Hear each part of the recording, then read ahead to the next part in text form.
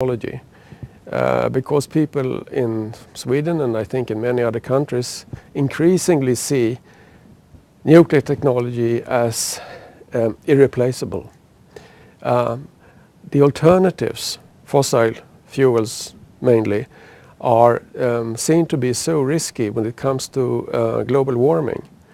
For this reason, nuclear technology is seen increasingly often to have unique advantages.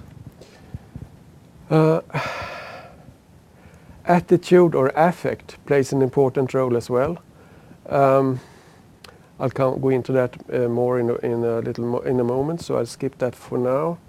Risk sensitivity is an important aspect. What I mean by that is simply that when you ask people to rate a large number of risks, for example, different technologies, how risky they are, you find that some people tend to use the scale to rate everything as a high level of risk. Other people use to rate everything as a low level of risk. So you have an individual difference variable here, which I call risk sensitivity.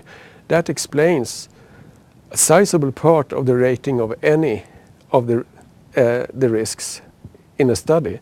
And if you want to have a model which explains or accounts for as much as possible of the variance, you should include that particular variable as well.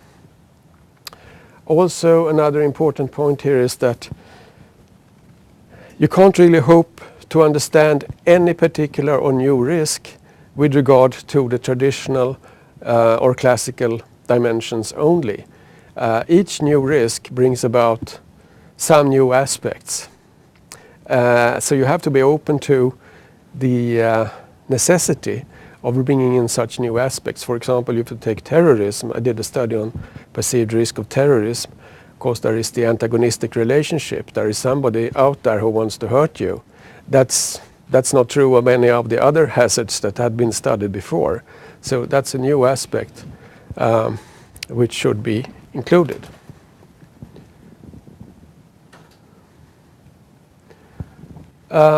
Social trust is typically an explanatory factor, but of moderate size. It's a weak effect, really. Correlations between social trust and perceived risk tend to be about 0.3 or less. As I said before, trust in science, as distinct from social trust, has a stronger effect. And another important factor is perceived antagonism, an idea I got from a study of terrorism. Here is a structural equations model I recently published, and here you see perceived risk is being explained, this is nuclear waste, to 56% of the variance. Epistemic trust here as a central place. Social trust has some importance, but it's mediated by epistemic trust. Risk sensitivity has some importance, and antagonism also has an important driving effect in this model. I think this is an important point, that the social trust is mediated by epistemic trust. This means that trust in people and institutions is important to the extent that it promotes belief in the substance of their message. I think that's sort of an optimistic conclusion. It's what some social psychologists talk about, central rote and peripheral rote to attitude change.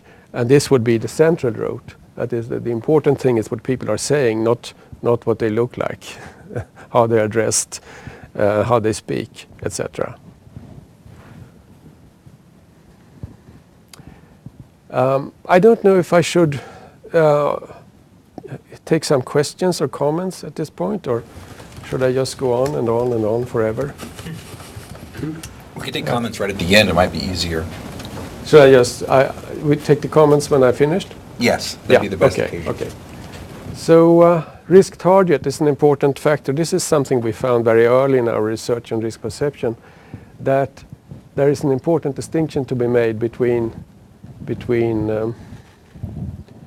personal and general risk. Personal risk is the risk the respondent in the study sees to himself or to herself. General risk is the risk they see to others, people in general, or most often people in general. If you don't specify, if you just ask people to rate the risk, I did a study of that as well.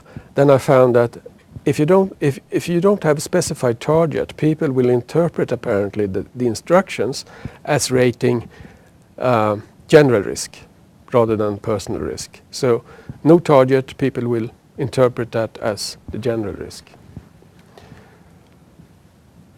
But general risk is not relevant in all policy contexts.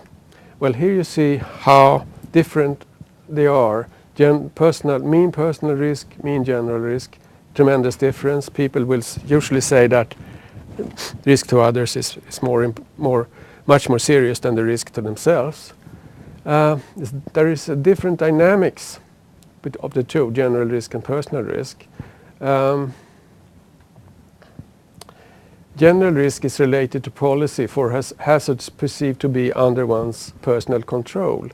Well, personal risk is related to policy when you don't perceive the hazards to be under your personal control. Here is an example. Alcohol is an extreme case. People see they have control of that risk. They believe they have control of it. So they also if that's the extreme. Here you have other extremes, nuclear risks. People don't see or perceive that they have any control over those risks. So that's a very important dimension here. Another topic which I now turn to is whether you should study risk for understanding policy attitudes or the demand for mitigation.